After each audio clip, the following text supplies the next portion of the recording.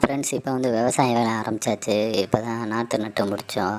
நாற்று நட்டு முடித்தோடனே ஒரு முக்கியமான வேலை இருக்குது. என்னென்னு பார்த்தீங்கன்னா, கொக்கு விரட்டுறது அப்படின்னு சொல்லுவாங்க. அதாவது நட்ட நாட்டில் வந்து பறவையை வந்து அமைக்கிறோம். அதுக்காக நம்ம தீபாவளிக்கு வாங்கின வெடி கொஞ்சம் மிச்சம் வச்சுருப்போம் எப்பயுமே. ஏன்னா நம்ம ஒரு விவசாய ஃபேமிலின்றனால எப்பயுமே வெடி போடுவோம்.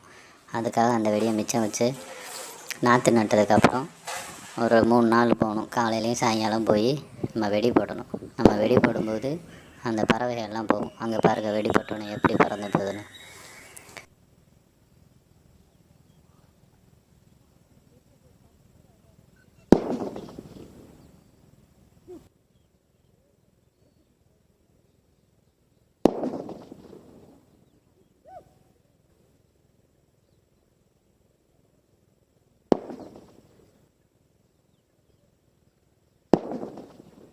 இது நட்டு முடித்து ஒரு 2 நாளைக்கு வந்து பார்த்திங்கன்னா வயல்லே ஒரு மினி தீபாவளியை கொண்டாடிடுவாங்க. ஒரு 3 நாளைக்கு இந்த மாதிரி நம்ம வெடி போட்டோம்னா அந்த பறவைகள்லாம் அங்கே வராது. அதுக்கப்புறம் வந்து நாற்றும் வந்து நேரம் ஆயிரும்.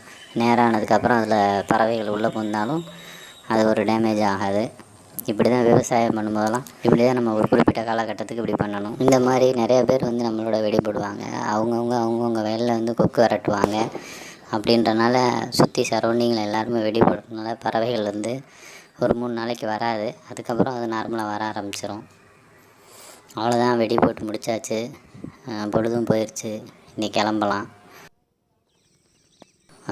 கிளம்பும்போது தான் பார்த்தேன், ஒரு சூப்பராக ஒரு வியூவில் ஒரு சன்செட்டு வந்துச்சு.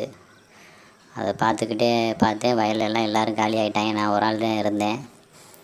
பாருங்கள், எல்லோரும் கிளம்பிட்டாங்க. ஆனால் சூப்பரான செட்டுங்க. ரொம்ப நாளைக்கு அப்புறம் சூரியன் மறையிறத எப்படியாவது ஒரு லாங் வியூவில் இருந்து பார்க்கும்போது ரொம்ப இதாக இன்ட்ரெஸ்ட்டாக இருந்துச்சு. உங்களுக்கு இது மாதிரி அனுபவம் இருந்தால் சொல்லுங்கள்.